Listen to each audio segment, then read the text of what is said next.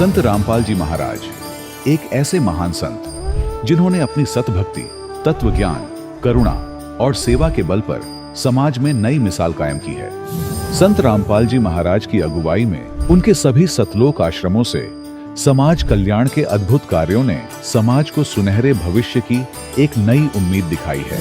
संत रामपाल जी महाराज से नाम दीक्षा लेने के बाद लाखों लोगों की लाइलाज बीमारियां जैसे कैंसर, एड्स आदि ठीक हुई। संत जी के ज्ञान से प्रेरित होकर उनके अनुयायियों ने लाखों यूनिट रक्तदान किया। संत जी ने लाखों बहन बेटियों का दहेज मुक्त विवाह करवाया।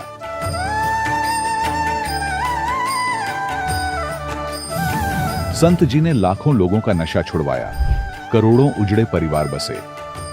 संत जी के आश्रमों में समागम के दौरान निःशुल्क नेत्र चिकित्सा, दंत चिकित्सा प्रदान की जाती है। संत रामपाल जी महाराज द्वारा समय समय पर पर्यावरण संरक्षण के उद्देश्य से बड़े स्तर पर वृक्षारोपण किया जाता है। संत जी ने जरूरतमंदों को तत्काल राहत पहुंचाने के लिए एम्बुलेंस सेवा शुरू की। संत जी अपने अनुयायियों को देहदान के लिए प्रेरित करते हैं, जिससे मानवता की सेवा और चिकित्सा क्षेत्र में सुधार हो सके। संत रामपाल जी महाराज के सभी आश्रमों में हर रोज निःशुल्क भंडारा आयोजित किया जाता है, जहां हर वर्ग, हर जाति और हर धर्म के लोग एक साथ बैठकर भोजन करते हैं।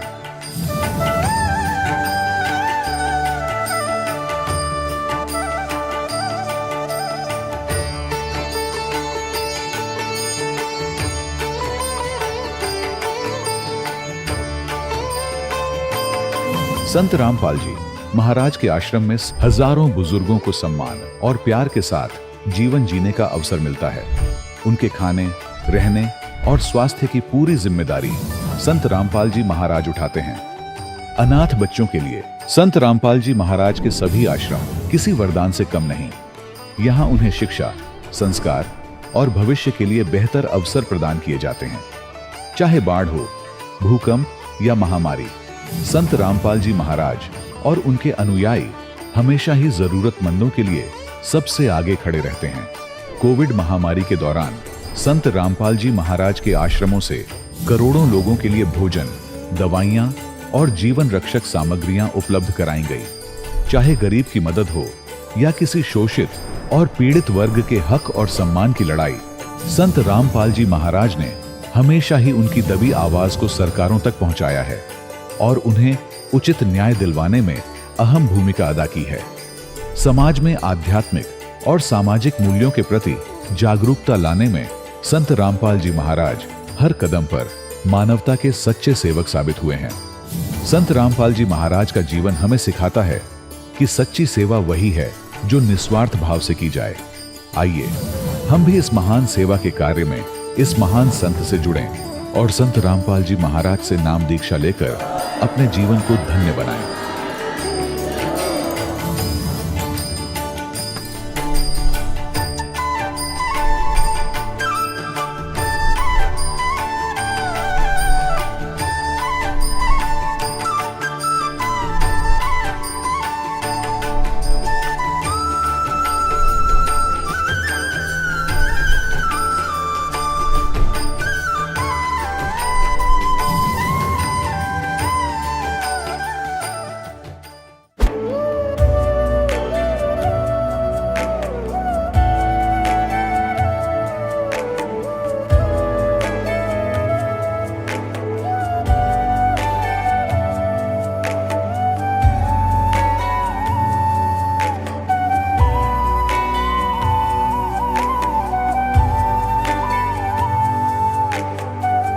गीता में अर्जुन को स्वयं भगवान कह रहे हैं कि उस परमेश्वर की शरण में जा, उसके लिए उन संतों के पास जा जो तत्वदर्शी हो। इसी प्रकार हजरत मोहम्मद को उनका अल्लाह कह रहा है कि कोई और पूर्ण परमात्मा है। उसको पाने के लिए उन तत्वदर्शी संत की तलाश कर। वो प्रभु कौन है, ये जानने के लिए कृपया अवश्य सुनिए जगत गुरु तत्वदर्शी संत रामपाल जी महाराज के अमृत वचन। दर्शकों, हम अक्सर जीवन की राह पर चलते हुए भी विपरीत दिशा में अपनी यात्रा शुरू कर देते हैं। कितनी ही तेजी से बढ़ें, पर अपने लक्ष्य से दूर होते जाते हैं। क्या कारण है? यही तो होता है जब हम अपने शास्त्रों के विपरीत भक्ति साधना करते हैं तो कोई लाभ नहीं मिलता। आज हमारे साथ हैं प्रेम कुमार शर्मा जी, जो रामगढ़ झारखंड के निवासी हैं। हमेशा से धार्मिक प्रवृत्ति के रहे, गीता और रामायण का पाठ करते थे, परंतु जीवन में खुशियां कहीं दूर चली गई थी। परिवार में हर कोई बीमारी से जूझ रहा था। फिर एक दिन इनकी जिंदगी में बदलाव आया। इन्हें तत्वदर्शी संत की शरण मिली और उन परम संत से जुड़ने के बाद इनके सभी कष्ट दूर हो गए। पाइल्स जैसा भयंकर रोग भी, जिससे हर तीसरा इंसान जूझ रहा है, और पत्नी का नॉर्मल डिलीवरी भी डॉक्टरों के लिए किसी चमत्कार से कम नहीं था। तो आइए सुनते हैं प्रेम कुमार शर्मा जी की यह अनोखी कहानी, उन्हीं की जुबानी। नमस्कार सर। नमस्कार सर। सर क्या नाम है आपका? मेरा नाम प्रेम कुमार शर्मा है। सर आप कहाँ से हैं? सर मैं जिला रामगढ़ झारखंड से हूँ। सर संत रामपाल जी महाराज जी से नाम दीजिए, आपने कब ली? सर मैं जगत गुरु तत्वश्री संत रामपाल जी महाराज के शरण में जनवरी 29, 2014 को आया। सर संत रामपाल जी महाराज जी से नाम दीक्षा लेने से पहले आप क्या भक्ति साधना करते थे? मैं संत रामपाल जी महाराज के शरण में आने से पहले जो हिंदू धर्म में जो प्रचलित भक्ति है वो मैं किया करता था, अन्य देवी देवताओं का। और मैं बचपन से धर्म ग्रंथ पढ़ने का बहुत शौकीन था। तो मैं रामायण का भी पाठ किया करता था, श्रीमद् भगवत गीता का भी पाठ किया करता था। लेकिन इसी बीच में मेरे घर में दुखों का पहाड़ भी टूट पड़ा था। जैसे कि मेरी बहन भी बीमार रहती थी, माँ भी बीमार रहते थे, है ना, पापा भी बीमार रहते थे। तो मेरे मन में एक प्रश्न भी उठता था कि मैं इतना भक्ति कर रहा हूँ और इसके बाद भी मेरे दुखों का निजात नहीं हो पा रहा है। आखिर ये क्या कारण है? मेरे मन में हमेशा प्रश्न उठते थे। तो मैं श्रेष्ठ कृष्ण जी को मानता था, क्योंकि मैं महाभारत देख रखा था, उसमें 1000 भुजा का रूप दिखाया है कृष्ण जी। तो मैं कृष्ण जी को लोक वेद दंत कथा के अनुसार मैं उनको श्रेष्ठ मानता था। लेकिन मैं अपने परिवार वालों के दुखों का समाधान के लिए मैं खोज करते ही रहता था। आखिर भगवान है कौन जो मेरे घर में जो दुख तकलीफ़ है वो दूर कर सके। तो मेरा खोज जारी था। तो उसी बीच में मेरे गांव से 2 किलोमीटर दूर रवि नाम का एक लड़का था जो मेरे स्कूल के सहपाठी थे। तो मैं उनके पास ये समस्या लेके गया कि आखिर मेरा जो समस्या का समाधान कैसे होगा, क्योंकि मैं बहुत दुखी हूँ, मेरे घर वाले बहुत बीमार रहते हैं, इसका कैसे समाधान होगा।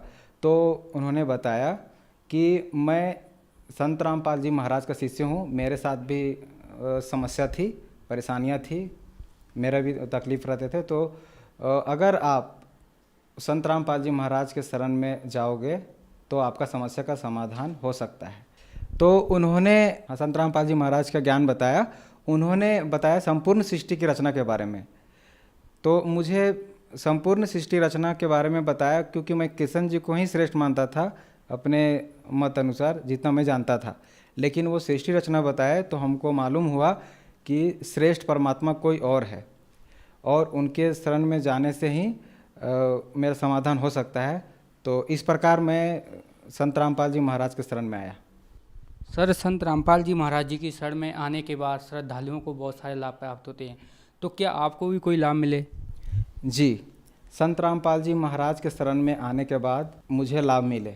संत रामपाल जी महाराज के शरण में आने से पहले एक मेरे मन में प्रश्न भी था कि संत रामपाल जी महाराज वाकई में अगर भगवान है, पूर्ण संत आए हुए हैं, तो मेरे मन का बात जान लेंगे। तो मैंने अज्ञानतावश मैं उनको नहीं जान पाया और उनको मैंने परीक्षा ले डाली। मन में ही मैंने प्रश्न रखा था, क्योंकि मुझे 1 साल से मुझे बवासीर था और मेरे शरीर में जलन रहता था, पूरे शरीर में जलन रहता था 7-8 वर्षों से। तो मैंने संत रामपाल जी महाराज को मन ही में उनको प्रश्न रखा कि हे भगवान, अगर वास्तविकता में आप स्वयं भगवान आए हुए हो तो मेरे मन का बात जान लोगे, क्योंकि मुझे बवासीर की बीमारी है, साल भर से मैं परेशान हूँ और इसका इलाज करके भी थक लिया हूँ, मुझे इलाज नहीं हो पा रहा है और मेरे शरीर में जलन रहता है। तो हे भगवान, आप मेरी बीमारी को ठीक करना। तो संत रामपाल जी महाराज के शरण में आने के बाद ये मेरा बीमारी भी ठीक हुई। और भी लाभ हुए सर, और भी लाभ जैसे कि मैं अभी बिलासपुर में रहता हूँ, तो वहाँ पर क्या है कि घर से मैं ड्यूटी के लिए निकल रहा था, तो उसी समय मेरे साथ अचानक एक्सीडेंट हुआ जो कि इतना ख़तरनाक था। अगर मैं संत रामपाल जी महाराज के शरण में नहीं रहता तो कुछ भी हो सकता था, मेरे साथ मौत भी हो सकता था। और भी लाभ मिले हैं, जैसे मेरी आर्थिक स्थिति इतनी ख़राब थी और कि मतलब मेरे पास रहने के लिए ढंग से घर भी नहीं था, लेकिन संत रामपाल जी महाराज के असीम रजा से आज मेरे पास 12 लाख के मकान है। परमात्मा ने, मेरा 2 कौड़ी का औकात नहीं था, मेरा मकान बन गया। और इससे पहले मेरा रोज़गार, जब मैं कोई भी जॉब करता था तो बार बार जॉब छूट जाती थी, लेकिन संत रामपाल जी महाराज के असीम दया से मुझे वहाँ जनरल स्टोर, सुहाग भंडार मालिक ने खुलवा दिए। और आज मेरे पास गुरुजी के दया से, संत रामपाल जी महाराज के असीम दया से मेरा परिवार सुखमय है और आर्थिक स्थिति भी अच्छा है। उसके बाद मेरा जो जलन था, शरीर में जलन था, पूरे शरीर में जलन था, वो भी ठीक हुआ। और मेरे पत्नी के साथ बहुत बड़ा चमत्कार हुआ। मेरी पत्नी को पहले पेट में हमेशा दर्द रहता था और वो पेट में कपड़ा बांध के रहती थी, जो कि डॉक्टरों के पास जाने के बाद भी उसका समाधान नहीं हुआ। और उनके साथ प्रेत बाधा भी थी और उसके अंदर साईं बाबा भी आते थे, जो कि उसका समाधान नहीं हो पा रहा था। लेकिन संत रामपाल जी महाराज के शरण में आने के बाद उसका समस्या का समाधान हुआ, वो ठीक हुई। आज तक उसको कोई बीमारी नहीं है। और एक और लाभ बताना चाहता हूँ सर, बहुत बड़ा लाभ हुआ है मालिक के दया से, संत रामपाल जी महाराज के असीम दया से, कि मतलब पहला मेरा बच्चा जो हुआ था वो तो डेथ हो चुका था, लेकिन दूसरा बच्चा जो हुआ नॉर्मल डिलीवरी से हुआ। क्योंकि जब मैं हॉस्पिटल गया तो वहाँ पे डॉक्टरों ने मेरे से साइन भी करवा लिया था कि पहला बच्चा जो ऑपरेशन से हुआ था और दूसरा नॉर्मल नहीं हो सकता, असंभव है। तो डॉक्टरों ने ऑपरेशन के लिए तैयारी कर रखी थी और उन लोग मतलब अब भगतमती जो है वो डर रही थी कि मेरा नॉर्मल डिलीवरी हो, और परमात्मा को याद भी कर रही थी और पूरा तैयारी हो चुकी थी। लेकिन वो संत रामपाल जी महाराज को याद कर रही थी कि हे परमात्मा, मेरा जो है नॉर्मल डिलीवरी हो।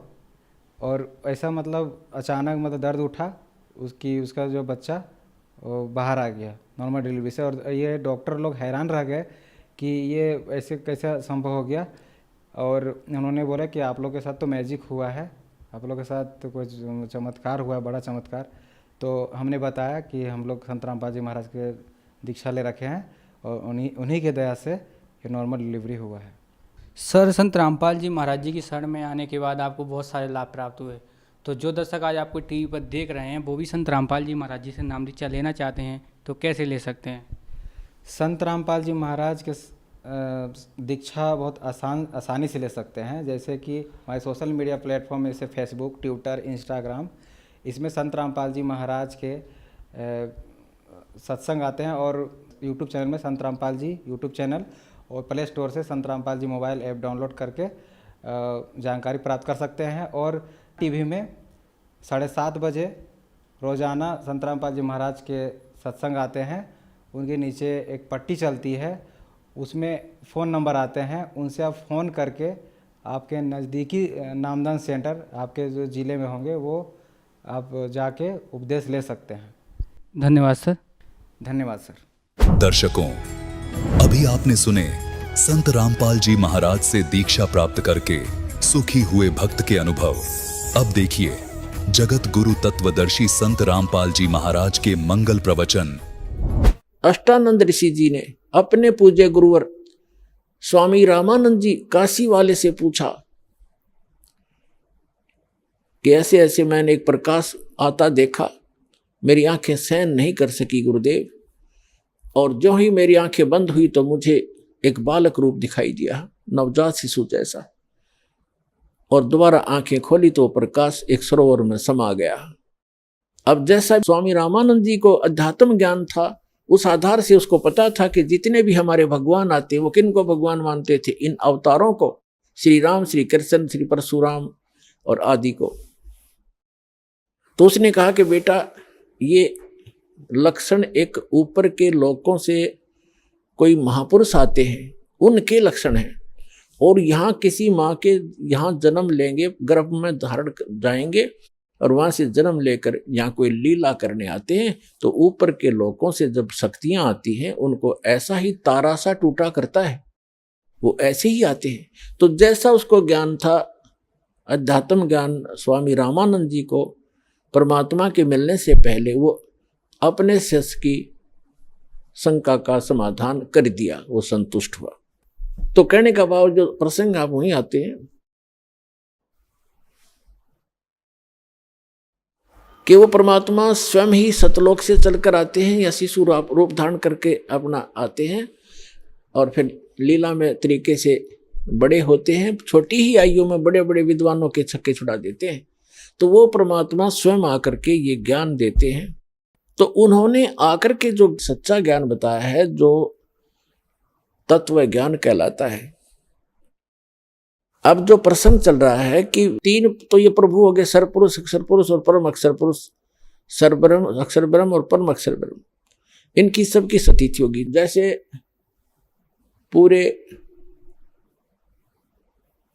ये तीन लोक के अंदर, एक ब्रह्मांड के अंदर ये तीन लोक हैं, पृथ्वी लोक, पाताल लोक और ऊपर स्वर्ग और नरक, इकट्ठा ही उसको स्वर्गलोक ही कहते हैं। इन तीन लोकों के ऊपर ये तीनों प्रभु, रजगुण ब्रह्मा, सतगुण विष्णु, तमगुण शिव जी, ये समझ लो एक विभागीय मंत्री है, और तीनों लोकों पर ही इनका एक एक विभाग पर अधिपत्य है। ये इतने प्रभु हैं, इतने स्वामी हैं। और जो इनका पिता है, जो सरब्रह्म है, ये ऐसे ऐसे 21 ब्रह्मांडों का स्वामी है। एक ब्रह्मांड के अंदर ये स्वयं मुख्यमंत्री का रोल करता है, ये समझ लो।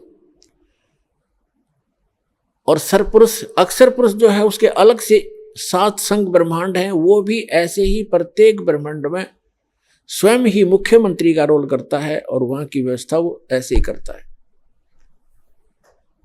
वहां के ब्रह्मा विष्णु महेश अलग होते हैं। और जो परम अक्षर ब्रह्म है, वो कुल मालिक स्वयं ही है। उसके असंख्य ब्रह्मांड है, असंख्य, जिनके अंदर 7 संख्य ब्रह्मांड अक्षर पुरुष के भी इंक्लूड हैं, और 21 ब्रह्मांड ये सर पुरुष के भी इंक्लूड। इन सब के ऊपर कुल का मालिक है वो। ये अपने सत्र के भी मालिक हैं प्रत्येक, जैसे ब्रह्मा जी रजोगुण विभाग के तीनों लोकों में मालिक है। जैसे एक मंत्री होता स्टेट के अंदर, जैसे हमारे सेंटर के मंत्री समझ लो, सेंटर का जो गृह मंत्री है वो भारतवर्ष के सभी राज्यों के ऊपर उसका आधिपत्य है, लेकिन एक विभाग का। वित्त मंत्री है सेंटर का, केंद्र का, तो वो सभी राज्यों के ऊपर मंत्री आधिपत्य है उसका, लेकिन अपने वित्त विभाग का। ऐसे ही अन्य की स्थिति समझे। अब हम आते हैं कि जो इन ब्रह्मा जी की पूजा कोई करते ही नहीं, ये तो इन रिजेक्ट करवा रखा हमारे धर्म गुरुओं ने। लेकिन ये भी हमारी गलती रही है, क्योंकि जैसे गृह मंत्री है अपने यहाँ का, जैसे स्टेट का, तो गृह मंत्री के जो बेनिफिशियल काम है, जो लाभ देने वाले कार्य हैं, वो जनता को गृह मंत्री से अधिक मिलते हैं। एक सैर सपाटा मंत्री हो, जैसे ये पर्यटक मंत्री कहते हैं, हाँ, पर्यटक मंत्री उन पार्कों में घूमे जाओ, उसका कोई विशेष लेन देन है नहीं। और गृह मंत्री के पास तो बहुत कुछ जनता को सहायता देने, सुविधा देने का अधिकार होता है, इसलिए गृह मंत्री को उत्तम मान लिया। लेकिन इनकी पावर एक जैसी है मंत्रियों की, एक ही जैसी इनकी क्वालिफिकेशन होती है, एमएलए से ही बनते हैं, ऐसा समझो। तो ब्रह्मा जी को ना मानना ये भी हमारी बुद्धि कमजोर ही समझो। अब कभी उससे भी तो काम पड़ सकता है, ऐसा जरूरी नहीं कि उसके स्तर का कोई काम ही नहीं होगा, उससे विरोध नहीं, आदरणीय सभी होते, ऐसे समझ कर चलो। ये स्पिरिचुअल, कंप्लीट स्पिरिचुअल नॉलेज यानी संपूर्ण अध्यात्म मार्गदास आपके रूबरू कर रहा है। कई बार समझोगे, सीडी ले जाना, बार बार सुनना, क्योंकि बच्चा कोई एक महीने में ही BA MA MSc नहीं कर लेता, समय बहुत लगता है। फिर करने के बाद देखना उंगलियों पर हो जाता है उसके सारा सिलेबस, ऐसे ही आपके हो जाएगा। अब हम आते हैं, आज का जो प्रसंग है कि हमारे सदग्रंथों में जो साधना लिखी है वो हमारी यथार्थ साधना है, शास्त्र अनुकूल साधना है। गीता, श्रीमद् भगवत गीता अध्याय नंबर 16 के श्लोक नंबर 23-24 में कहा कि शास्त्र विधि को त्याग कर जो मनमाना आचरण करते हैं उनको ना सुख होता है, ना कोई गति होती है, ना उनको कोई सिद्धि प्राप्त होती है, ना उनको परम गति होती है, यूजलेस। इसलिए 24वें श्लोक में कहा 16वें अध्याय के कि इससे तेरे लिए अर्जुन कर्तव्य और अकर्तव्य की अवस्था में कौन से आध्यात्मिक कर्म करने चाहिए, कौन से ना करने चाहिए, उनके विषय में शास्त्र ही प्रमाण है। अन्य किसी की दंत कथा पर विश्वास मत करना। इससे सिद्ध हो गया कि शास्त्र विधि को त्याग कर जो सदग्रंथों में, शास्त्रों में प्रमाणित जो साधना है उसके विपरीत जो साधना कर रहे हैं वो यूजलेस है। हमारे सदग्रंथों में कौन सी साधनाएं हैं? जैसे दास ने बताया कि यजुर्वेद अध्याय नंबर 40 के मंत्र नंबर 15 में वेद ज्ञान दाता ब्रह्म है, इसने अपने सत्र का ज्ञान बताया है कि ओम है मेरा मंत्र।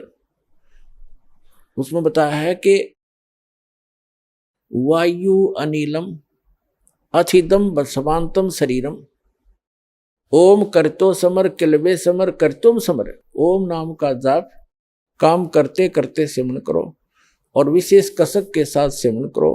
मनुष्य जीवन का मूल कर्तव्य जान के सेवन करो। यानी कोई भी जो सेवन करते हो मनुष्य जीवन का प्रथम कर्तव्य मानो कि ये पहला कर्तव्य है। और परमात्मा के भक्ति के साथ साथ हम अपने जो निर्वाह के कर्म भी करेंगे तो भगवान के की शक्ति से वो भी बहुत अच्छे लाभ वाले बनेंगे। जो व्यक्ति दुखी हो जाता है तो भगवान के लिए ही चलता है, किस लिए कि भगवान मुझे सुख देगा, मेरे बिगड़े काम बनावेगा। तो हम पहले ही भगवान की भक्ति शुरू कर दें तो बिगड़े काम तो साथ बनते रहेंगे। यजुर्वेद के अंदर 40 अध्याय हैं, 40 चैप्टर हैं और उसके अंदर अंतिम अध्याय में निष्कर्ष होता पूरे ग्रंथ का। उसमें 40वें अध्याय के 10 से लेकर 13 में ये वेद ज्ञानदाता कहता है कि कोई तो परमात्मा को संभवात कहता। संभवात माने जन्म लेकर आता, जैसे श्री राम श्री कृष्ण रूप में अवतार धारण करता है। और कुछ समझते हैं वो असंभवात, वो जन्म लेता ही नहीं अर्थात अजन्मा है। तो कहते हैं वो परमात्मा कैसा है उसके विषय में तत्वदर्शी संत जो ज्ञान बताते हैं उनसे सुनो। और कोई तो किसी ने एक अक्षर ज्ञान हो गया, विद्या आ गई थोड़ी सी, उसको विद्वान मान लिया। जिसको अक्षर ज्ञान नहीं उसको तुम अविद्वान कह देते हो। विद्वान और अविद्वान की परिभाषा भी तत्वदर्शी संत बताओगे, उनसे सुनो। अब जैसे हमारे परमात्मा आए थे, सिंपल लैंग्वेज बोला करते थे जिसको आम नागरिक समझ सकता है, उस भाषा में बोलने से वो समझ सकते थे। लेकिन हमारे धर्मगुरु जो ब्राह्मण थे, ऋषि मंडलेश्वर थे, आचार्य शंकराचार्य थे, ये सभी संस्कृत भाषा अवश्य जानते थे, संस्कृत के विद्वान थे, अक्षर ज्ञान था, लेकिन ये अध्यात्म ज्ञान के विद्वान नहीं थे। इन्होंने परमात्मा को ये कहकर हमसे दूर कर दिया कि ये वेद नहीं पढ़ा, इसको संस्कृत नहीं आती कबीर साहब को, ये दुल्हा धान क्या जाने भगवान के सदग्रंथों के बारे में, ये झूठ बोलता है। तो वो बात हमारे घर कर गई कि कबीर साहब एक अशिक्षित है और धानक जुलाहे जाति में ये प्रगट है और उसमें केवल ब्राह्मण वर्ग ही संस्कृत पढ़ने का अधिकारी था और दूसरे अन्य वर्ग वालों को वो शिष्य भी नहीं बनाते थे। जंतर मंत्र झाड़े झूड़े तो सब कल आ दिया करते, लेकिन शस्त्र नहीं बनाते थे, अक्षर ज्ञान भी नहीं कराते थे। तो कहने का भाव ये है कि वेद बताते हैं 40वें अध्याय का 10 से लेकर 13 तक यही निर्णय दिया है कि कोई तो अक्षर ज्ञान हो गया उसको विद्वान मान लिया। जैसे किसी ने संस्कृत आती है, वो संस्कृत में विद्वान है, उसको अंग्रेजी नहीं आती इंग्लिश, तो वहां फेल हो गया। पंजाबी ना आती वहां फेल हो गया। तो इस एक भाषा विशेष के जान लेने से, व्याकरण से संबंधित जानकारी प्राप्त कर लेने मात्र से विद्वान नहीं होता। विद्वान वो होता है अध्यात्म मार्ग के अंदर जिसको कंप्लीट रियल स्पिरिचुअल नॉलेज हो, संपूर्ण सच्चा ज्ञान अध्यात्म ज्ञान हो, वो है विद्वान। तो ये बताया कि फिर 40वें अध्याय का जो 15वें श्लोक में तो उसने अपनी स्थिति बता दी कि मेरी भक्ति जो है वो ओम नाम की। फिर 40वें अध्याय के 17वां श्लोक अंतिम श्लोक है वेद यजुर्वेद का और 40वें अध्याय का, उसमें स्पष्ट कर दिया है कि वो पूर्ण परमात्मा जो परम अक्षर ब्रह्म है वो तो ऊपर है, वो प्रोक्ष है, ऊपर तेजो में लोक में, और मैं ब्रह्म हूं, अहम खम ब्रह्म ओम, मेरा ओम नाम है और मैं ऊपर ब्रह्मलोक रूपी दिव्य आकाश में रहता हूं और मेरा ओम नाम है। अब यहां से अब आगे आज का सत्संग अब शुरू होगा, जो दास कर रहा, जो निष्कर्ष निकालना चाह रहा था। अब वेदों में पूर्ण परमात्मा भी तो लिखा, उसका मंत्र भी फिर अन्य है, उसने तो अपना मंत्र बता दिया कि मैं ब्रह्म हूं, मेरा ओम नाम है, दैट्स ऑल। और देवी भागवत के अंदर, देवी पुराण के अंदर हिमालय को ज्ञान देते हुए 7वें स्कंध में देवी जी कहती है हिमालय राजा को ज्ञान दे रही है 562 पृष्ठ पर, सचित्र मोटा टाइप, गीता प्रेस गुरुपुर से प्रकाशित में 562 और 563 पर निष्कर्ष निकाल दिया कि हे राजा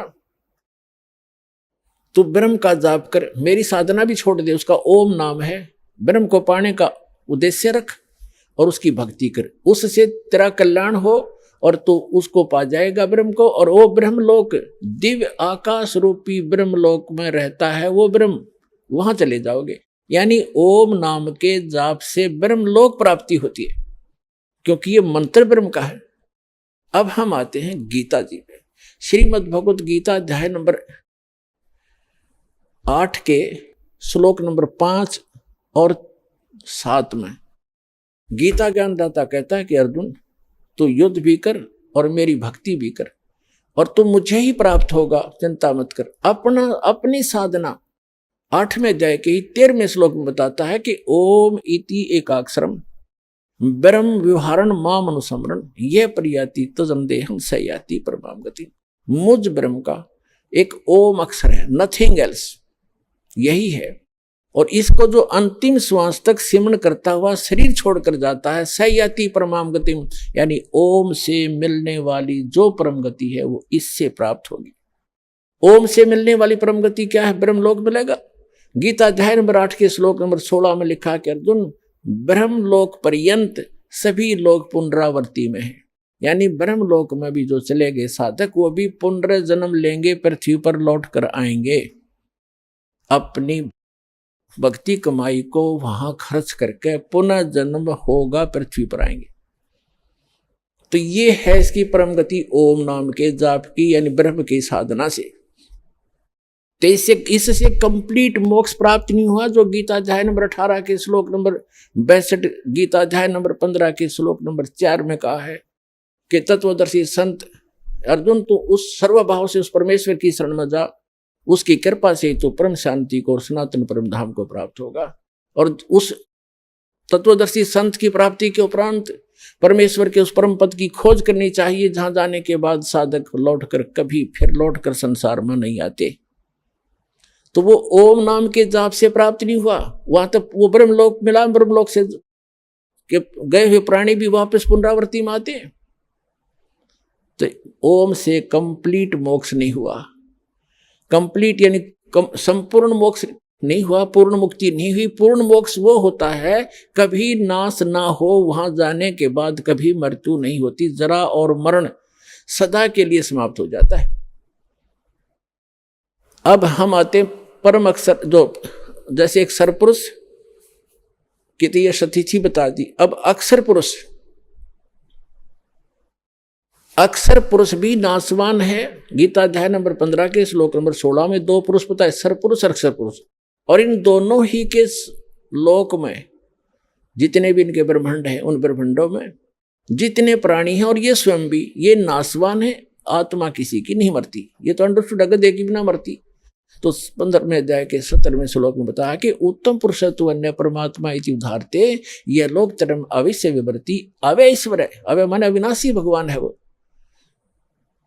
वही तीनों लोकों में प्रवेश करके सबका धारण पोषण करता है। वो तो इन दोनों से अन्य है, वो वास्तव में अविनाशी है। तो ये भी नाशवान है, अक्षर पुरुष भी नाशवान है, लेकिन परम अक्षर पुरुष, परम अक्षर ब्रह्म वो अविनाशी है। इन रियल जो है ना वो भगवान है, अविनाशी परमात्मा है। अब जो अक्षर पुरुष का जो मंत्र है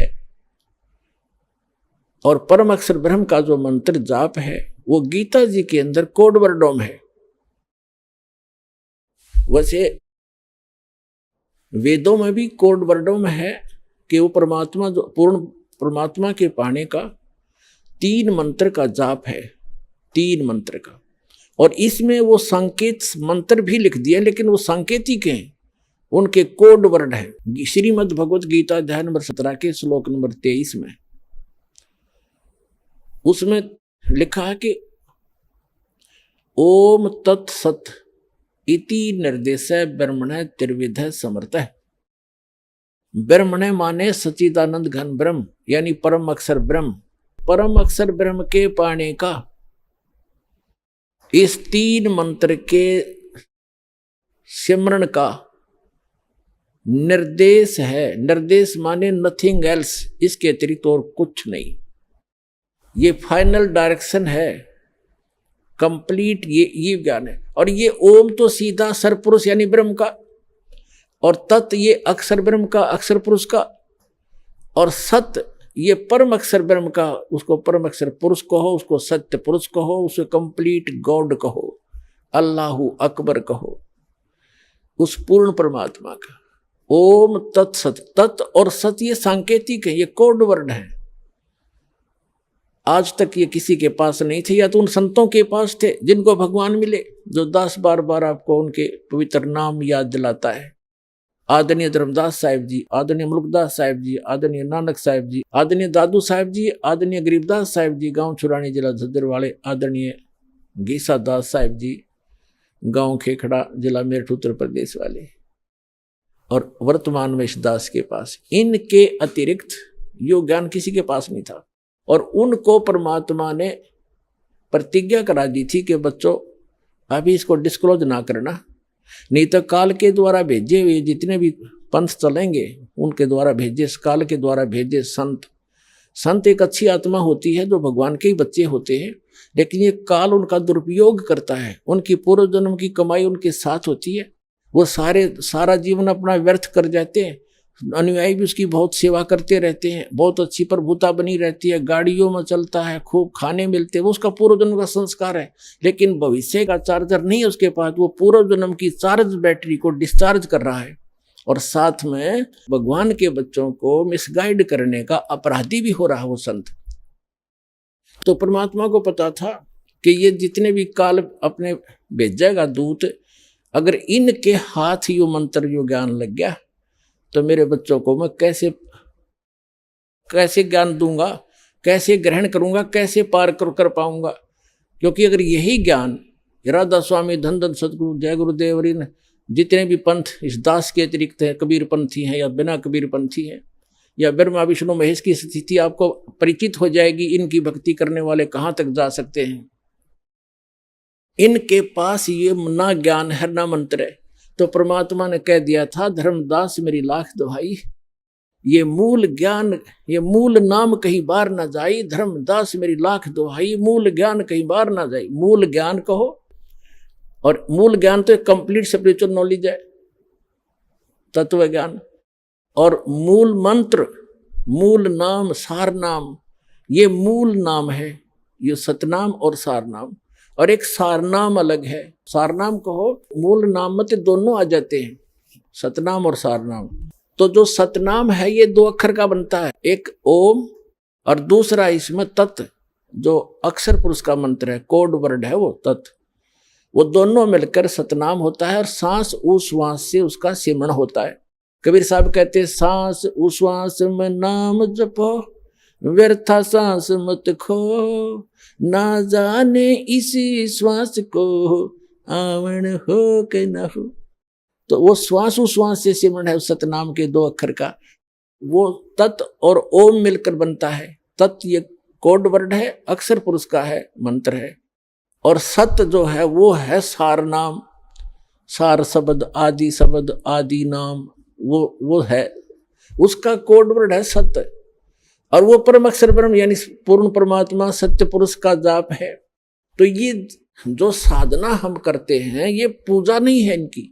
जैसे हमने जल प्राप्ति करनी है और जल है जमीन में, उसको निकालने के लिए हम जो इंस्ट्रूमेंट प्रयोग करेंगे, जो औजार प्रयोग करेंगे, बोकी पाइप लावांगे और जो क्रिया हम करेंगे, ये हमारी पूज्य नहीं, ये साधना है।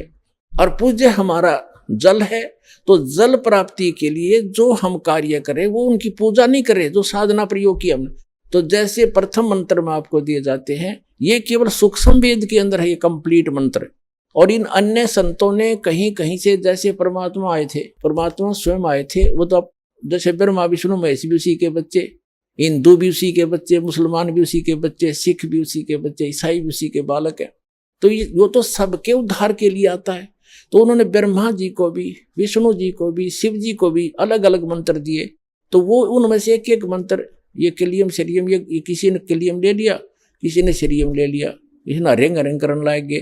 तो ये अलग अलग, अब गाड़ी का कोई पहिया उठा ले, कोई स्टेयरिंग उठाए घूमे कि यह मेरी गाड़ी है, कोई एक व्हील ने लिए फिर रहा है कि यह कंप्लीट गाड़ी है। कंप्लीट कार तो सारे मिलकर बनेगी, राम नाम की गाड़ी। तो अभी तक इनकम्प्लीट स्पिरिचुअल नॉलेज था। तो ये सभी सफेद पार्ट हमारे जेन्युइन पार्ट, हमारे जेन्युइन ग्रंथों में लिखे हुए थे। अब जैसे एक सफेद पार्ट की दुकान है जेन्युइन की, और इंजीनियर जो वस्तु उसको मिले चाहिए फटाफट उठाएगा और ठीक स्थान पर ला के गाड़ी बना देगा। एक कोई बैरिंग ले अंडर ने या भी गाड़ी है, ट्रेन है मेरी, या रेलगाड़ी है, या कार गाड़ी है। तो ये इस तरह की बातें अभी तक ये इनकम्प्लीट स्पिरिचुअल नॉलेज रखने वाले ये संत, अधूरे ज्ञान वाले हमें नो मूर्ख बना रहे थे। कोई कुछ मंत्र दे रहा है, कोई कुछ मंत्र दे रहा है, इसी से मोक्ष हो जाएगा। तो शास्त्र विदिता का मनमाना ज्ञान और मनमाना आचरण था, उससे लाभ नहीं होना था और हुआ नहीं आज तक। अब देखना कैसे लाभ ना होंगे। सब तरह का सुख होगा, आपके परिवार में सुख, आपके घर में सुख, और आपको मोक्ष प्राप्ति होगी। ये सत्कर्म मान लेना।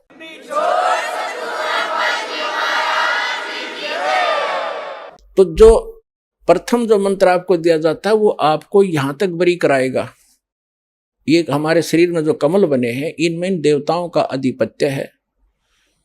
और जैसे सब मंत्री हैं, कोई किसी विभाग का, कोई किसी विभाग का, तो उनके ऑफिस से हमने नोडू सर्टिफिकेट लेना पड़ेगा। जब हम अपने सब लोग सब देश को जाएंगे, जैसे हम विदेश में गए हों, तो वहां सब क्लियरेंस लेकर के तभी हम वापस आ सकते हैं अपने देश में। तो इस प्रकार जो आपको प्रथम मंत्र दिया जाता है वो आपको यहां तक बरी करेगा। वो इन सभी देवों की साधना है, या इनकी पूजा नहीं है। तो इनका जाप हम करेंगे तो ये पूजा नहीं करे। जैसे हम किसी से लोन ले रखा है बैंक से, उसकी किस्त भरते हैं, तो उसकी पूजा थोड़ी है, तो करते हुए हमारा करना चाहिए, नहीं तो हमारी नीलामी हो जाएगी। हमने टेलीफोन कार्ड ले रखा है कनेक्शन, और हम बिल नहीं भरेंगे, तो बिल भर रहे हैं तो क्या उसकी पूजा कर रहे हैं? हम अपना कर्तव्य निभा रहे हैं, और हम उसका टैक्स देंगे तो हम आगे चलाएंगे।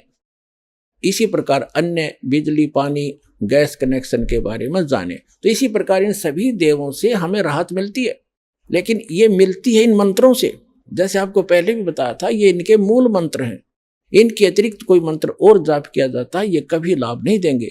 जैसे एक भैंसा होता है, या जैसे ये जिसको खागड़ कहते हैं, जो तो उसके उनका एक अलग कोड मंत्र है। जैसे खागड़ को यानी बैल को सांड सांड करें जा वो ना देखे, और उन्हें एक बार कर दे हर वो नू देखेगा, ऐसे देखेगा चकुन्ना हो करके।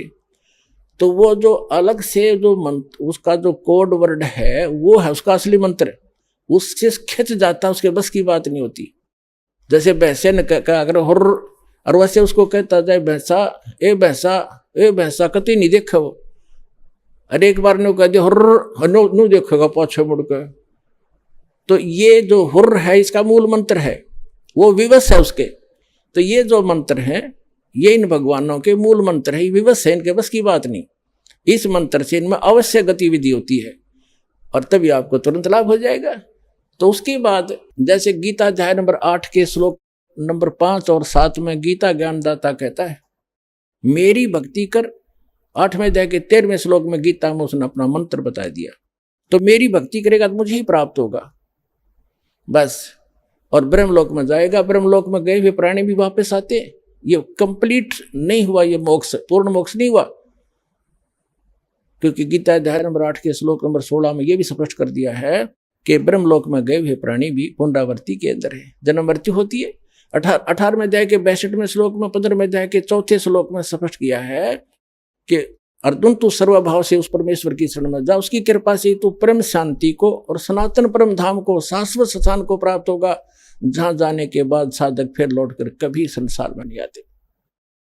तो उसके लिए 8वें अध्याय के 8, 9, 10 में कहा है कि जो उस परमात्मा की परम अक्षर ब्रह्म की भक्ति करता है तत्वदर्शी संत से प्राप्त करके कंप्लीट स्पिरिचुअल भक्ति विधि, भक्ति मेथड, वर्शिप मेथड, तो फिर वो उस भक्ति के बल से, उस योग के बल से, योग माने भक्ति साधना के बल से उस परमात्मा को प्राप्त हो जाता है। तो यहाँ जो बात अभी तक अड़ी रही इन कबीर पंथियों के, ये कहते तो थे हम सतलोक सतपुरुष की कथा सुनाते थे, और ये न्यू के कहते हैं कि जो तुम अन्य जाप करते हो ना, ये तो काल के जाप है। अरे कोई बात हुई?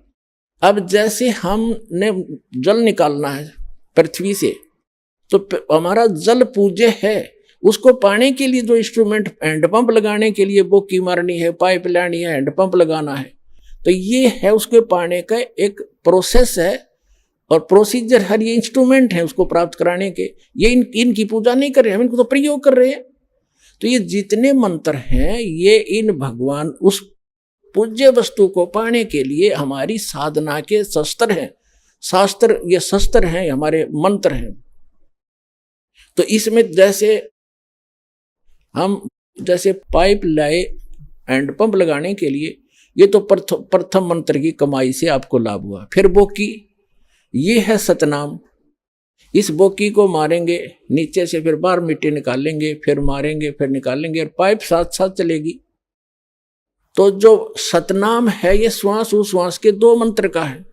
इस 2 मंत्र के जाप का आपने तब तक साधना करनी है जैसे बोकी का काम उस समय तक है जब तक वो पानी जल तक ना पहुंच जाती पाइप। अब पाइप पहुंच गई जल तक नीचे पृथ्वी में। अभी आपने सुने संत रामपाल जी महाराज के मंगल प्रवचन। आइए अब सुनते हैं संत रामपाल जी महाराज से नाम दीक्षा लेकर सतभक्ति करके अद्भुत लाभ प्राप्त करने वाले अनुयायी के विचार। नमस्कार जी। नमस्कार सर जी। ਤੁਹਾਡਾ ਕੀ ਨਾਮ ਹੈ ਜੀ? ਮੇਰਾ ਨਾਮ ਜਰਨੈਲ ਰਾਮ ਹੈ। ਜਰਨੈਲ ਜੀ, ਤੁਸੀਂ ਕਿੱਥੇ ਦੇ ਰਹਿਣ ਵਾਲੇ ਹੋ? ਮੈਂ ਪਿੰਡ ਚੱਕਵਿੰਡਲ, ਤਹਿਸੀਲ ਨਕੋਦਰ, ਡਿਸਟ੍ਰਿਕਟ ਜਲੰਧਰ, ਪੰਜਾਬ ਦਾ ਰਹਿਣ ਵਾਲਾ ਹਾਂ ਜੀ।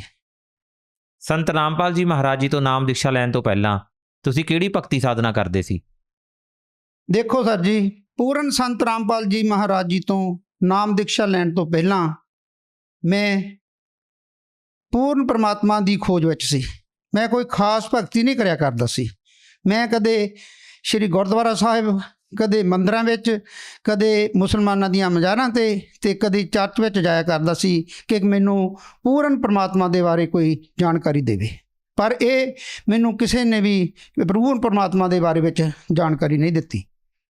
ਜਦੋਂ ਤੁਸੀਂ ਮੰਦਰਾਂ ਦੇ ਵਿੱਚ, ਗੁਰਦੁਆਰਿਆਂ ਦੇ ਵਿੱਚ, ਮਸਜਿਦਾਂ ਤੇ ਚਰਚ ਦੇ ਵਿੱਚ ਜਾ ਰਹੇ ਸੀ, ਤੁਹਾਨੂੰ ਪੂਰਨ ਪਰਮਾਤਮਾ ਦੀ ਜਾਣਕਾਰੀ ਨਹੀਂ ਮਿਲੀ, ਫਿਰ ਤੁਹਾਨੂੰ ਸੰਤ ਰਾਮਪਾਲ ਜੀ ਮਹਾਰਾਜ ਜੀ ਦੇ ਬਾਰੇ ਜਾਣਕਾਰੀ ਕਿੱਥੋਂ ਪ੍ਰਾਪਤ ਹੋਈ? ਸਰ ਜੀ, ਇਹ ਵੀ ਇੱਕ ਬਹੁਤ ਰੌਚਕ ਕਥਾ ਆ। ਜਿਵੇਂ ਕਬੀਰ ਪਰਮਾਤਮਾ ਜੀ ਦਾ ਇੱਕ ਦੋਹਾ ਆ ਜੀ, ਉਹ ਕਹਿੰਦੇ कि ज्यों बच्चा गऊ की नज़र में त्यों साईं को संत, संतों को पीछे फिरे भगत बशल भगवंत। जहाँ कबीर परमात्मा ने होर बाणी विच फरमाउंदे ने कि गोता मारूं स्वर्ग में जा बैठूं पताल, गरीब दास मैं ढूंढता फिरूं अपने हीरे माणक लाल। इसे ही वो अपने प्रॉमिस के मुताबिक ਉਹਨਾਂ ਦਾ ਇਹ ਵਾਅਦਾ ਆ, ਉਹਨਾਂ ਦਾ ਇਹ ਵਚਨ ਹੈ ਪਰਮਾਤਮਾ ਦਾ ਕਿ ਉਹ ਆਪਣੀਆਂ ਆਤਮਾਵਾਂ ਨੂੰ ਲੱਭਦੇ ਰਹਿੰਦੇ ਆ। ਉਹ ਮੇਰੇ ਮਗਰ ਮਗਰ ਤੁਰੇ ਫਿਰਦੇ ਸੀ। ਅਤੇ ਇਸੇ ਹੀ ਤਹਿਤ ਮੈਂ ਤੁਹਾਨੂੰ ਦੱਸਦਾ ਕਿ ਮੈਂ ਇੱਕ ਦਿਨ ਆਪਣੀ ਛੱਤ ਦੇ ਉੱਪਰ ਸੁਖਮਨੀ ਸਾਹਿਬ ਜੀ ਦਾ ਪਾਠ ਕਰ ਰਿਹਾ ਸੀ। ਅਤੇ ਪਾਠ ਕਰਨ ਤੋਂ ਬਾਅਦ ਸੁਖਮਨੀ ਸਾਹਿਬ ਗੁਟਕਾ ਸਾਹਿਬ ਪੜ੍ਹਨ ਤੋਂ ਬਾਅਦ ਮੈਂ ਇਹ ਸੋਚਿਆ ਕਿ ਕਿਤੇ ਮੈਨੂੰ ਇਹੋ ਜਿਹਾ ਪਰਮਾਤਮਾ ਦਾ ਕੋਈ ਪੂਰਨ ਸੰਤ ਮਿਲ ਜਾਵੇ, ਜਿਹਦੇ ਕੋਲ ਪੂਰਨ ਵਿਧੀ ਹੋਵੇ ਭਗਤੀ ਦੀ, ਉਹ ਮਿਲ ਜਾਵੇ। ਅਤੇ ਇੱਕ ਮੈਂ ਸ਼੍ਰੀ ਗੁਰੂ ਗ੍ਰੰਥ ਸਾਹਿਬ ਦੀ ਤੁਕ ਆਮ ਹੀ ਮੇਰੇ ਮਨ ਦੇ ਵਿੱਚ ਹੁੰਦੀ ਸੀ ਕਿ ਸਵਾਸ ਊ ਸਵਾਸ ਸਿਮਰੋ ਗੋਵਿੰਦ, ਮਨ ਤੇਰੇ ਕੀ ਉਤਰੇ ਚਿੰਤ। ਉਹ ਮੇਰੇ ਦਿਮਾਗ ਵਿੱਚ ਇਹ ਆਇਆ ਕਿ ਉਹ ਮੈਨੂੰ ਸ਼ਬਦ ਉਹ ਦਿੱਤਾ ਜਾਵੇ, ਉਹ ਕੋਈ ਮੈਨੂੰ ਗੁਰੂ ਮਿਲੇ ਜਿਹੜਾ ਕਿ ਮੈਨੂੰ ਸਵਾਸਾਂ ਦੇ ਨਾਲ ਸਿਮਰਨ ਕਰਨ ਦੇ ਲਈ ਨਾਮ ਦੀਕਸ਼ਾ ਦੇਵੇ। ਅਤੇ ਮੈਂ ਇਹ ਪੂਰਨ ਪਰਮਾਤਮਾ ਦੇ ਕੋਲੋਂ ਆਪਣੇ ਸੱਚੇ ਮਨੋਂ ਸੱਚੀ ਆਤਮਾ ਤੋਂ ਅਰਦਾਸ ਕੀਤੀ। ਅਤੇ ਇਹ ਅਰਦਾਸ ਮੇਰੀ ਕੁਝ ਹੀ ਦਿਨਾਂ ਦੇ ਵਿੱਚ ਪੂਰੀ ਹੋਈ। ਉਹ ਇਸ ਤਰ੍ਹਾਂ ਕਿ ਮੈਂ ਕਿਸੇ ਗੋਪਾਲ ਮੰਦਰ ਹਰਿਆਣਾ ਜਗ੍ਹਾ ਆ, ਉੱਥੇ ਮੈਂ ਗਿਆ ਸੀ ਅਤੇ ਉੱਥੋਂ ਦੇ ਇੱਕ ਦੰਦੀ ਸਵਾਮੀ ਮੇਰੇ ਮਿੱਤਰ ਬਣ ਗਏ ਅਤੇ ਉਹ ਮੇਰੇ ਘਰ ਅਕਸਰ ਆਇਆ ਜਾਇਆ ਕਰਦੇ ਸੀ। ਉਹਨਾਂ ਦੀ ਤਮੰਨਾ ਸੀ ਕਿ ਮੈਂ ਸ਼ਾਇਦ ਉਹਨਾਂ ਨੂੰ ਗੁਰੂ ਬਣਾਵਾਂਗਾ, ਪਰ ਮੇਰੇ ਵਿੱਚ ਉਹਨਾਂ ਨੂੰ ਗੁਰੂ ਬਣਾਉਣ ਦਾ ਕੋਈ ਇਹੋ ਜਿਹਾ ਨਹੀਂ ਸੀ ਖਿਆਲ। ਮੈਂ ਤਾਂ ਸਿਰਫ ਇੱਕ ਪਰਮਾਤਮਾ ਦਾ ਭਗਤ ਸਮਝ ਕੇ ਉਹਨਾਂ ਨੂੰ ਦੀ ਸੇਵਾ ਕਰਿਆ ਕਰਦਾ ਸੀ। ਹਾਂ, ਇੱਕ ਦਿਨ ਮੈਂ ਆਪਣੀ ਡਿਊਟੀ ਤੋਂ ਆਇਆ ਅਤੇ ਉਹਨਾਂ ਨੇ ਦੁਪਹਿਰ ਦੇ ਵੇਲੇ ਮੇਰਾ ਘਰ ਦਾ TV ਔਨ ਕੀਤਾ ਹੋਇਆ ਸੀ ਅਤੇ ਉਹਦੇ ਉੱਤੇ ਸੰਤ ਰਾਮਪਾਲ ਜੀ ਦਾ ਸਤਸੰਗ ਚੱਲ ਰਿਹਾ ਸੀ। ਜਿਉਂ ਹੀ ਮੈਂ ਉਸ ਕਮਰੇ ਦੇ ਵਿੱਚ ਐਂਟਰ ਹੋਇਆ ਅਤੇ ਗੁਰੂ ਜੀ ਦਾ ਬਹੁਤ ਹੀ ਸੁੰਦਰ ਸਰੂਪ, ਚਿੱਟੇ ਦੁੱਧ ਕੱਪੜੇ, ਸਨੋ ਵਰਗੇ ਕੱਪੜਿਆਂ ਦੇ ਵਿੱਚ ਮੈਂ ਉਹਨਾਂ ਦਾ ਸਰੂਪ ਦੇਖਿਆ ਅਤੇ ਮੇਰੀ ਆਤਮਾ ਗਦਗਦ ਹੋ ਗਈ। ਅਤੇ ਮੈਂ ਉਦੋਂ ਹੀ ਸਮਝ ਲਿਆ ਕਿ ਮੇਰੀ ਜੋ ਪਰਮਾਤਮਾ ਦੀ ਖੋਜ ਆ ਉਹ ਮੇਰੀ ਇਹਨਾਂ ਸੰਤਾਂ ਦੇ ਕੋਲੋਂ ਪੂਰੀ ਹੋ ਗਈ। ਅਤੇ ਮੇਰੀ ਉਦੋਂ ਹੀ ਮਨ ਦੇ ਵਿੱਚ ਤਮੰਨਾ ਆਈ ਕਿ ਮੈਂ ਇਹਨਾਂ ਸੰਤਾਂ ਨੂੰ ਮਿਲਣਾ ਚਾਹਾਂਗਾ। ਅਤੇ ਮੈਨੂੰ ਇਹ ਨਹੀਂ ਸੀ ਪਤਾ ਕਿ ਮੈਂ ਕਿਵੇਂ ਮਿਲਿਆ ਜਾ ਸਕੇ। ਪਰ ਜਿਉਂ ਹੀ ਮੇਰੀ ਨਜ਼ਰ ਥੱਲੇ ਪੀਲੀ ਪੱਟੀ ਚੱਲਦੀ ਆ, ਉਹਦੇ ਉੱਤੇ ਲਿਖਿਆ ਹੋਇਆ ਇਹ ਆਇਆ ਕਿ ਸੰਤ ਰਾਮਪਾਲ ਜੀ ਮਹਾਰਾਜ ਜੀ ਦੀ ਲਿਖੀ ਹੋਈ ਪੁਸਤਕ ਗਿਆਨ ਗੰਗਾ ਮੰਗਵਾਉਣ ਦੇ ਲਈ ਇਸ ਨੰਬਰ ਦੇ ਉੱਤੇ SMS ਕਰੋ। ਮੈਂ ਉਸ ਨੰਬਰ ਦੇ ਸਤਸੰਗ ਸੁਣਨ ਤੋਂ ਬਾਅਦ ਮੈਨੂੰ ਉਦੋਂ ਸਤਸੰਗ ਦਾ ਤਾਂ ਨਹੀਂ ਪਤਾ ਚੱਲਿਆ ਵੀ ਕੀ ਗੁਰੂ ਜੀ ਕਹਿ ਰਹੇ ਆ, ਪਰ ਇੰਨਾ ਕੁ ਮੈਨੂੰ ਜ਼ਰੂਰ ਆਭਾਸ ਹੋ ਗਿਆ ਕਿ ਕਿਉਂਕਿ ਉਹ ਗੀਤਾ ਜੀ ਨੂੰ ਜਾਂ ਹੋਰ ਵੀ ਇੱਦਾਂ ਧਾਰਮਿਕ ਕਿਤਾਬਾਂ ਨੂੰ ਖੋਲ੍ਹ ਕੇ ਦੱਸ ਰਿਹਾ ਸੀ। ਅਤੇ ਮੈਨੂੰ ਉਹ ਪੂਰਨ ਯਕੀਨ ਹੋ ਗਿਆ ਕਿ ਮੇਰੀ ਜਿਹੜੀ ਤਮੰਨਾ ਆ ਪੂਰਨ ਪਰਮਾਤਮਾ ਨੂੰ ਪਾਉਣ ਦੀ, ਇਹ ਸੰਤ ਹੀ ਪੂਰੀ ਕਰ ਸਕਦੇ ਆ। ਅਤੇ ਮੈਂ ਆਪਣੀ ਗਿਆਨ ਗੰਗਾ ਕਿਤਾਬ ਮੰਗਵਾਉਣ ਦੇ ਲਈ ਉਹਨਾਂ ਆਸ਼ਰਮ ਦੇ ਵਿੱਚ, ਸਤਲੋਕ ਆਸ਼ਰਮ ਬਰਵਾਲਾ ਦੇ ਵਿੱਚ SMS ਕੀਤਾ ਅਤੇ ਮੈਨੂੰ ਕੁਝ ਦਿਨਾਂ ਬਾਅਦ ਮੈਨੂੰ ਗਿਆਨ ਗੰਗਾ ਪੁਸਤਕ ਮਿਲੀ। ਅਤੇ ਉਹ ਮੈਂ ਕੁਝ ਹੀ ਮਤਲਬ ਵਰ ਕੇ ਪੜ੍ਹੇ ਸੀ ਅਤੇ ਮਨ ਦੇ ਵਿੱਚ ਇਹ ਪ੍ਰਬਲ ਇੱਛਾ ਹੋ ਗਈ ਕਿ ਜਿਸ ਸੰਤ ਨੇ ਇੰਨੀ ਵਧੀਆ ਕਿਤਾਬ ਲਿਖੀ ਆ, ਇੰਨਾ ਮਤਲਬ ਖੋਲ੍ਹ ਕੇ ਗਿਆਨ ਦਿੱਤਾ ਆ, ਜੋ ਮੈਂ ਕਦੇ ਕਿਸੇ ਕੋਲੋਂ ਵੀ ਨਹੀਂ ਸੀ ਸੁਣਿਆ। ਉਸ ਵੇਲੇ ਮੇਰੀ 47 ਸਾਲ ਦੀ ਉਮਰ ਸੀ। ਵੀ 47 ਸਾਲ ਦੀ ਉਮਰ ਦੇ ਵਿੱਚ ਮੈਂ ਇਹੋ ਜਿਹਾ ਗਿਆਨ ਪਹਿਲੀ ਵਾਰੀ ਉਹ ਕਿਤਾਬ ਦੇ ਵਿੱਚੋਂ ਪੜ੍ਹਿਆ ਸੀ। ਸਰ ਜੀ, ਤੁਸੀਂ ਯਕੀਨ ਨਹੀਂ ਕਰੋਗੇ ਕਿ ਜਿਵੇਂ ਜਿਵੇਂ ਮੈਂ ਇੱਕ ਵਰਕਾ ਪੜ੍ਹਦਾ ਗਿਆ ਅਤੇ ਮੇਰੀ ਅੰਦਰਲੀ ਆਤਮਾ ਇਹ ਕਹਿੰਦੀ ਗਈ ਵੀ ਤੂੰ ਚੱਲ ਉਸ ਸੰਤ ਨੂੰ ਮਿਲ ਕੇ ਆ। ਅਤੇ ਮੈਂ ਇੱਕ ਦਿਨ ਉੱਥੇ ਚਲੇ ਗਿਆ ਜੀ, ਸਤਲੋਕ ਆਸ਼ਰਮ ਬਰਵਾਲਾ, ਅਤੇ ਗੁਰੂ ਜੀ ਨੇ ਮੇਰੇ 'ਤੇ ਦਇਆ ਕੀਤੀ, ਮੈਨੂੰ ਪ੍ਰਥਮ ਨਾਮ ਦਿੱਤਾ ਅਤੇ ਮੇਰਾ ਜੀਵਨ ਜਿਹੜਾ ਉਹ ਅਧਿਆਤਮਵਾਦ ਦਾ ਇਸ ਤਰ੍ਹਾਂ ਸ਼ੁਰੂ ਹੋਇਆ ਜੀ। ਜਿਵੇਂ ਕਿ ਤੁਸੀਂ ਦੱਸਿਆ ਵੀ ਤੁਹਾਡੀ ਆਤਮਾ ਦੀ ਪੁਕਾਰ ਪ੍ਰਮਾਤਮਾ ਨੇ ਸੁਣੀ ਅਤੇ ਤੁਹਾਨੂੰ ਪੂਰਨ ਪਰਮਾਤਮਾ ਦਾ ਰਾਹ ਦਿਖਾਇਆ ਅਤੇ ਤੁਹਾਨੂੰ ਸੰਤ ਰਾਮਪਾਲ ਜੀ ਮਹਾਰਾਜ ਜੀ ਦੇ ਨਾਮ ਪ੍ਰਾਪਤ ਹੋ ਗਿਆ। ਸੰਤ ਰਾਮਪਾਲ ਜੀ ਮਹਾਰਾਜ ਜੀ ਤੋਂ ਤੁਸੀਂ ਨਾਮ ਦੀਕਸ਼ਾ ਕਿਉਂ ਲਈ? ਦੇਖੋ ਸਰ ਜੀ, ਮੈਂ ਪਹਿਲਾਂ ਵੀ ਦੱਸ ਚੁੱਕਿਆ ਕਿ ਮੈਨੂੰ ਪੂਰਨ ਪਰਮਾਤਮਾ ਦੇ ਬਾਰੇ ਵਿੱਚ ਜਾਣਨ ਦੇ ਲਈ ਪ੍ਰਬਲ ਇੱਛਾ ਸੀ। ਮੈਂ ਜਾਣਨਾ ਚਾਹੁੰਦਾ ਸੀ ਕਿ ਪਰਮਾਤਮਾ ਕੌਣ ਹੈ, ਉਹ ਕਿੱਥੇ ਰਹਿੰਦਾ ਹੈ, ਉਹਦਾ ਕੀ ਨਾਂ ਆ, ਉਸ ਨੂੰ ਕਿਵੇਂ ਮਿਲਿਆ ਜਾ ਸਕਦਾ ਤੇ ਉਸ ਨੂੰ ਪਾਉਣ ਦੀ ਵਿਧੀ ਕੀ ਆ।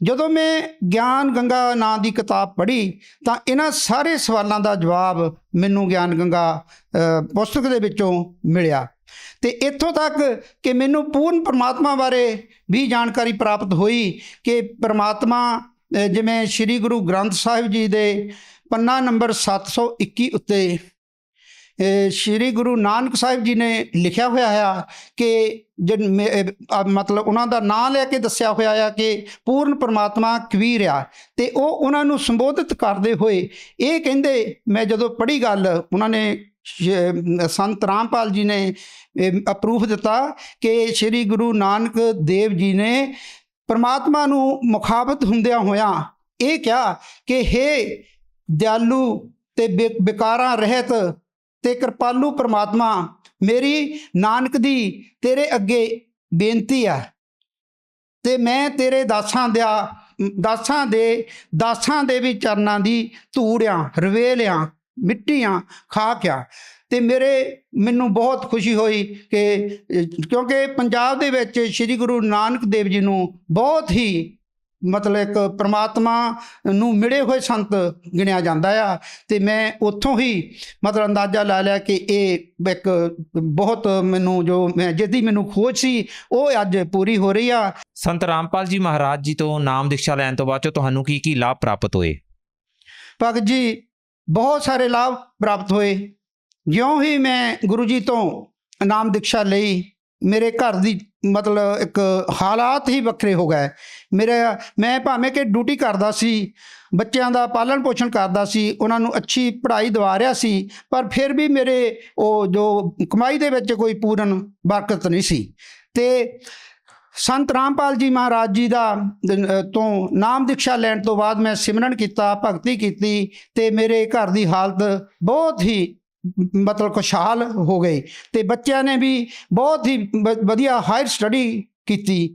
ਮੈਂ ਲਗਭਗ 23 ਸਾਲ ਤੋਂ ਸਰਵਿਸ ਕਰ ਰਿਹਾ ਸੀ ਤੇ ਮੇਰੇ ਕੋਲ ਸਿਰਫ ਇੱਕ ਮੋਟਰਸਾਈਕਲ ਸੀ ਤੇ ਪ੍ਰਮਾਤਮਾ ਨੇ ਕੁਝ ਹੀ ਸਮੇਂ ਦੇ ਵਿੱਚ ਮੈਨੂੰ ਗੱਡੀ ਲੈ ਕੇ ਦਿੱਤੀ। ਉਸ ਤੋਂ ਬਾਅਦ ਜਿਵੇਂ ਕਹਾਂ ਕਿ ਮੇਰੇ ਬੱਚਿਆਂ ਨੂੰ ਸੈੱਟ ਕਰਨ ਦੇ ਲਈ ਹਾਇਰ ਸਟੱਡੀ ਦੇ ਲਈ ਬੱਚੇ ਕੈਨੇਡਾ ਵਿੱਚ ਭੇਜੇ ਗਏ। ਇਹ ਵੀ ਪਰਮਾਤਮਾ ਦੀ ਹੀ ਕਿਰਪਾ ਹੋਈ। ਇੱਥੇ ਮੈਂ ਕੈਨੇਡਾ ਵਿੱਚ ਬੱਚਿਆਂ ਦੀ ਜਦੋਂ ਮੈਂ ਗੱਲ ਕਰਦਾ ਤਾਂ ਜਦੋਂ ਮੇਰੀ ਪਹਿਲੀ ਬੇਟੀ ਕੈਨੇਡਾ ਨੂੰ ਗਈ ਉਦੋਂ ਵੀਜ਼ਾ ਲੱਗਾ, ਸਟੱਡੀ ਵੀਜ਼ਾ ਉਹਦਾ ਲੱਗਾ ਤੇ ਮੇਰੇ ਅੱਗੇ ਇਹ ਸਮੱਸਿਆ ਆ ਗਈ ਕਿ ਮੇਰਾ ਮਤਲਬ ਉੱਥੇ ਕੋਈ ਲੜਕੀ ਆ, ਇਕੱਲੀ ਲੜਕੀ ਆ, 7 ਸਮੁੰਦਰਾਂ ਤੋਂ ਪਾਰ ਜਾਣਾ ਆ ਹੈ ਨਾ, ਤੇ ਉੱਥੇ ਏਅਰਪੋਰਟ ਤੋਂ ਬਾਅਦ ਨਿਕਲ ਕੇ ਕਿੱਧਰ ਨੂੰ ਜਾਊਗੀ।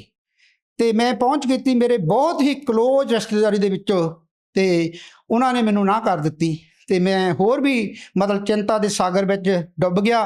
ਪਰ ਮੈਂ ਤੇ ਮੇਰੀ ਬੇਟੀ ਜਿਹੜੀ ਕਿ ਉਹ ਵੀ ਗੁਰੂ ਜੀ ਤੋਂ ਉਪਦੇਸ਼ੀ ਆ, ਉਹਨਾਂ ਨੇ ਵੀ ਦਾਨ ਲਿਆ ਹੋਇਆ ਆ ਤੇ ਗੁਰੂ ਜੀ ਦੇ ਅੱਗੇ ਪ੍ਰਾਰਥਨਾਵਾਂ ਕਰਦੇ ਸੀ ਤੇ ਪ੍ਰਾਰਥਨਾ ਕਰਦੇ ਕਰਦੇ ਹੀ ਮੈਨੂੰ ਬੇਟੀ ਨੇ ਇੱਕ ਦਿਨ ਦੱਸਿਆ ਕਿ ਡੈਡੀ ਜੀ ਉਹ ਮਤਲਬ ਉੱਥੇ ਮੇਰੇ ਰਹਿਣ ਦਾ ਨਾ, ਕੈਨੇਡਾ ਵਿੱਚ ਰਹਿਣ ਦਾ ਮੇਰਾ ਮਸਲਾ ਹੱਲ ਹੋ ਗਿਆ। ਮੈਂ ਪੁੱਛਿਆ ਉਹ ਕਿਵੇਂ?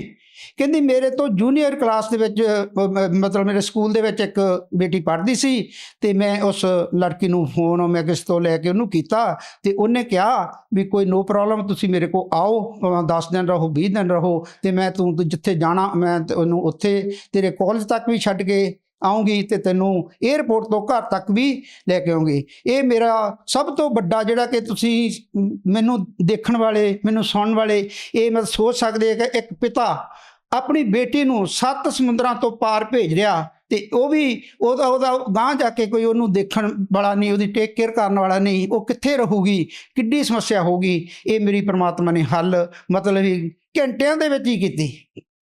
ਇਸ ਤੋਂ ਇਲਾਵਾ ਤੁਹਾਨੂੰ ਹੋਰ ਕੋਈ ਲਾਭ ਪ੍ਰਾਪਤ ਹੋਏ ਹੁਣ?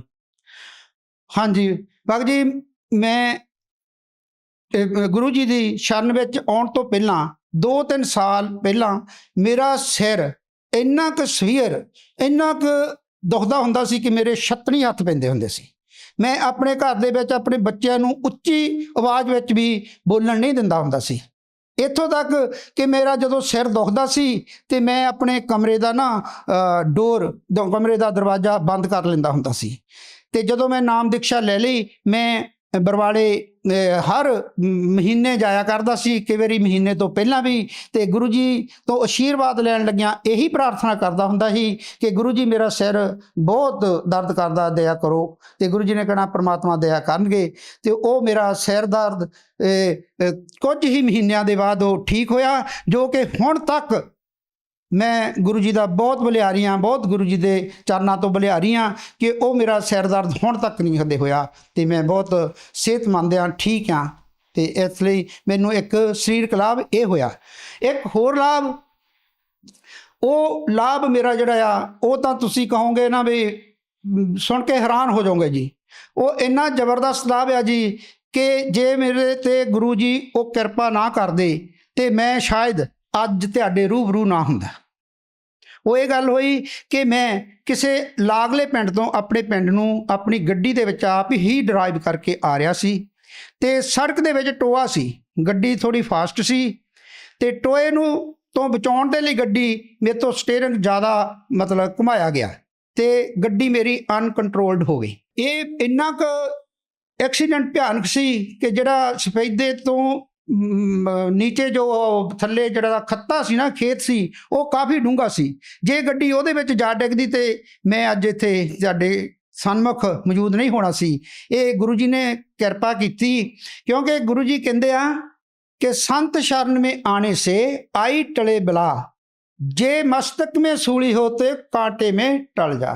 ਭਗਤ ਸਮਾਜ ਨੂੰ ਕੀ ਸੰਦੇਸ਼ ਦੇਣਾ ਚਾਹੁੰਦੇ ਹੋ? ਮੈਂ ਭਗਤ ਸਮਾਜ ਨੂੰ, ਪਰਮਾਤਮਾ ਨੂੰ ਚਾਹੁਣ ਵਾਲੇ ਲੋਕਾਂ ਨੂੰ, ਭਗਤਾਂ ਨੂੰ ਇਹੀ ਅਪੀਲ ਕਰਦਾ ਹਾਂ, ਬੇਨਤੀ ਕਰਦਾ ਹਾਂ ਕਿ ਸੰਤ ਰਾਮਪਾਲ ਜੀ ਕਬੀਰ ਸਾਹਿਬ ਜੀ ਕਹਿ ਰਹੇ ਆ ਕਿ ਲੂਟ ਸਕੋ तो लूट ले, राम नाम की लूट, पीछे फिर पछताओगे जब प्राण जाएंगे छूट। ਤੇ ਬੜੀ ਕਬੀਰ ਪਰਮਾਤਮਾ ਸਤਿਗੁਰੂ ਰਾਮਪਾਲ ਜੀ ਦੇ ਚੋਲੇ ਦੇ ਵਿੱਚ ਇਸ ਧਰਤੀ ਤੇ ਬਿਰਾਜਮਾਨ ਆਪ ਹੋਏ ਹੋਇਆ ਤੇ ਉਹ ਨਾਮਦਾਨ ਦੀ ਲੁੱਟ ਮਚਾ ਰਹੇ ਆ। ਤੇ ਲੁੱਟ ਲਓ, ਮੈਂ ਤਾਂ ਇਹੀ ਕਹੂੰਗਾ ਕਿ ਇਹ ਮਨੁੱਖ ਜੋ ਆ, ਮਨੁੱਖਾ ਜਨਮਿਆ, ਇਹ ਬਾਰ-ਬਾਰ ਨਹੀਂ ਮਿਲਣਾ। ਇਹ ਹੱਥੋਂ ਨਿਕਲ ਗਿਆ ਤੇ ਸਾਡੀ ਬਾਜੀ ਜਿਹੜੀ ਨਾ ਹਾਰ ਜਾਣਾ। ਅਸੀਂ ਹਾਰੇ ਹੋਏ ਹਾਰੀਏ ਵਾਂਗੂ ਹੱਥ ਮਲਦੇ ਹੋਏ ਇੱਥੋਂ ਜਾਵਾਂਗੇ ਤੇ ਅੱਗੇ ਸਾਨੂੰ ਕਰਮਾਂ ਦੇ ਆਧਾਰ ਤੇ ਸਾਨੂੰ ਕਿਹੜੀ ਦੇਹੀ ਮਿਲਦੀ ਆ, ਜੂਹਾ, ਬਿੱਲੀ, ਸੱਪ, ਖੋਤਾ, ਗਧਾ, ਕੁੱਤਾ, ਕਿਹੜੀ ਜੁਨੀ ਮਿਲਦੀ ਆ, ਉਹ ਤਾਂ ਕਾਲ ਭਗਵਾਨ ਹੀ ਜਾਣਦਾ ਆ। ਤੇ ਇਸ ਵੇਲੇ ਆਪਣੀਆਂ ਆਤਮਾਵਾਂ ਨੂੰ ਬਚਾਉਣ ਲਈ ਇਸ ਧਰਤੀ ਦੇ ਉੱਤੇ ਕੇਵਲ ਤੇ ਕੇਵਲ ਪੂਰਨ ਸੰਤ ਰਾਮਪਾਲ ਜੀ ਵਿਦਮਾਨ ਨੇ। ਤੇ ਆਓ ਉਹਨਾਂ ਦੇ ਸ਼ਰਨ ਵਿੱਚ ਸ਼ਰਨ ਗ੍ਰਹਿਣ ਕਰੋ, ਉਹਨਾਂ ਤੋਂ ਨਾਮ ਦੀਕਸ਼ਾ ਲੈ ਕੇ ਆਪਣਾ ਅਨਮੋਲ ਮਨੁੱਖਾ ਜਨਮ ਸਫਲ ਕਰੋ। ਇਸ ਲਈ ਮੈਂ ਆਪਣੇ ਭਾਈਆਂ ਨੂੰ, ਤੁਹਾਨੂੰ ਭਰਾਵਾਂ ਨੂੰ, ਭੈਣਾਂ ਨੂੰ, ਸਾਰਿਆਂ ਨੂੰ ਹੀ ਸਮਾਜ ਦੇ ਪਰਮਾਤਮਾ ਨੂੰ ਚਾਹੁਣ ਵਾਲੀਆਂ ਆਤਮਾਵਾਂ ਨੂੰ ਹੱਥ ਜੋੜ ਕੇ ਬੇਨਤੀ ਕਰਦਾ ਹਾਂ ਕਿ ਜੇ ਤੁਸੀਂ ਭਗਤੀ ਕਰਨੀ ਹੋ ਹੈ ਤਾਂ ਫਿਰ ਪੂਰਨ ਸੰਤ ਰਾਮਪਾਲ ਜੀ ਦੀ ਸ਼ਰਨ ਵਿੱਚ ਆਓ, ਜੋ ਕਿ ਯਥਾਰਥ ਭਗਤੀ ਪ੍ਰੂਫਾਂ ਦੇ ਆਧਾਰ ਤੇ, ਚਾਰੋਂ ਵੇਦਾਂ ਦੇ ਆਧਾਰ ਤੇ, 6 ਸ਼ਾਸਤਰਾਂ ਦੇ ਆਧਾਰ ਤੇ, ਗੀਤਾ, ਕੁਰਾਨ, ਬਾਈਬਲ, ਸ਼੍ਰੀ ਗੁਰੂ ਗ੍ਰੰਥ ਸਾਹਿਬ ਦੇ ਆਧਾਰ ਦੇ ਉੱਤੇ ਉਹ ਦੱਸ ਰਹੇ ਆ। ਤੇ ਤੁਸੀਂ ਆਪਣਾ ਉਹ ਭਗਤੀ ਤੋਂ ਨਾਮ ਦੀਕਸ਼ਾ ਲੈ ਕੇ ਗੁਰੂ ਜੀ ਤੋਂ ਆਪਣਾ ਜੀਵਨ ਸਫਲ ਕਰੋ। ਬਹੁਤ ਬਹੁਤ ਧੰਨਵਾਦ ਜੀ। ਸਤਿ ਸਾਈ ਭਗਤ ਜੀ।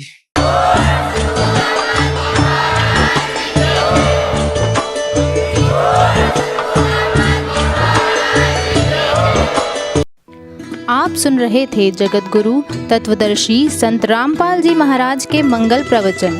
अधिक जानकारी के लिए संपर्क करें।